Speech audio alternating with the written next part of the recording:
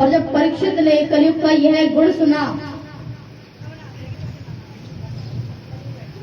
कि इस युग में केवल हरिनाम संकीर्तन से, केवल राधे राधे नाम लेने से हमारा पूरा जन्म सिद्ध हो जाएगा, सारे जन्म के पाप कट जाएंगे, तो परीक्षित ने कलयुग को रहने के लिए जगह दे दी। परंतु किस जगह पर?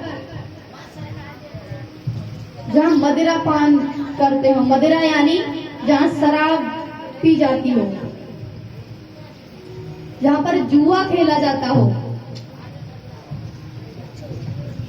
रेड लाइट एरियाज, वैश्या प्रवृत्ति के जो जगहें होती हैं, कलयुग को इन जगहों पर और जहां पर चोरी की जाती हो, इन 4 स्थानों में कलयुग को वास दे दिया कि तुम यहाँ रहो, बाकी कहीं भी तुम्हें रहने की कोई जरूरत नहीं है, बाकी कहीं पैर रखने की सोचना भी मत।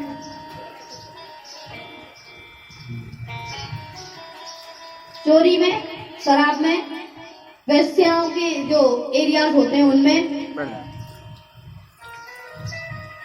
और शराब में। कलयुग ने कहा महाराज जैसे हमारे अवगुण हैं उन्हीं के हिसाब से आपने हमें स्थान दिए, कम से कम एक जगह तो ऐसी दे दे जो हाँ इज्जतदार जगह होती, ठीक ठाक होती।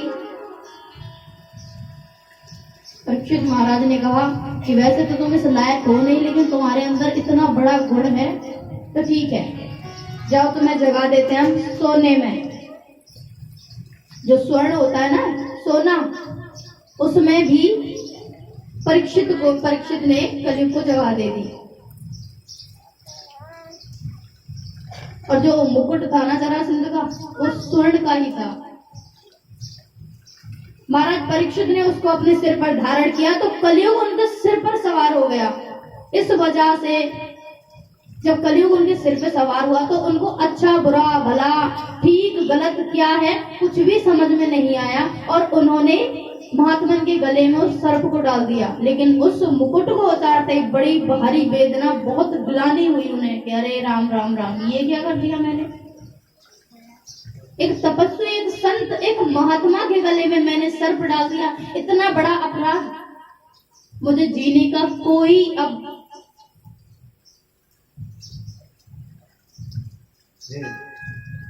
मुझे अब जीना नहीं चाहिए, मर जाना चाहिए, क्योंकि मैंने अपराध, और मृत्यु ही, केवल मृत्यु से ही मेरा अपराध खत्म नहीं होगा, मृत्यु से भी भयानक मृत्यु मुझे मिलनी चाहिए, क्योंकि मैंने एक संत का अपमान किया। ओए ओए देख बेटे को इतनी देर में बस सोच ही रहे।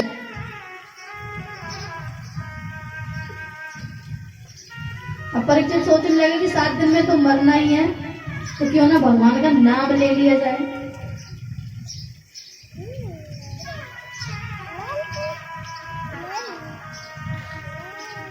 परीक्षित ने काफी सारे बहुत संत महात्मा को बुलाया, सबसे पूछा कि महाराज 7 दिन में मरने वाले व्यक्ति को क्या करना चाहिए। पाप तो हम नहीं चाहते कि हमारा कटे, हम चाहते हैं कि हमें सजा मिले, क्योंकि हमने किया है वो पाप। और जो व्यक्ति ये सोच लेता है ना, आपने गलती की और आप अपनी गलती मान रहे हैं, तो 100% जो पाप होगा उसमें तो 70% तो कट ही जाएगा, बचा 30% वो आप राम राम राम राम राम कहेंगे, बस सिद्ध हो जाएगा वो भी।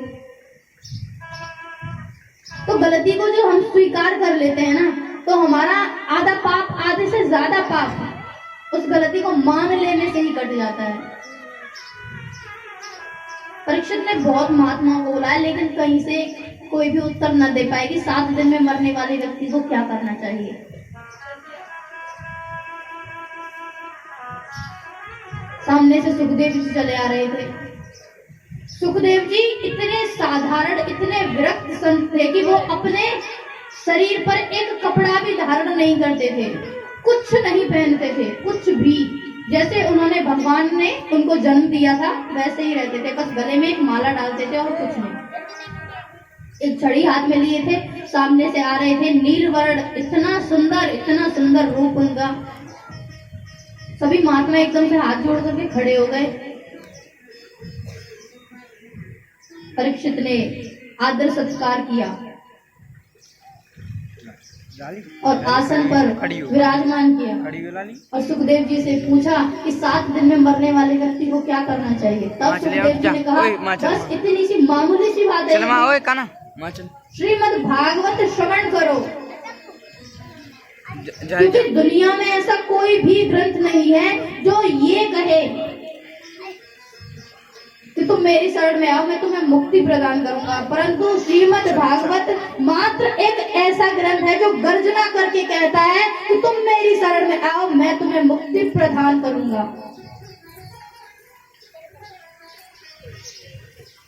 समस्त सदग्रंथों का सार है। एक बार क्या हुआ कि सत्यलोक में नारायण, ब्रह्मदेव और महादेव तीनों खड़े हुए थे और नारद जी का वहां पर आगमन हुआ। और नारद जी ने कहा कि श्रीमद् भागवत की बड़ी चर्चा चल रही है, कलयुग में क्या बात है महाराज?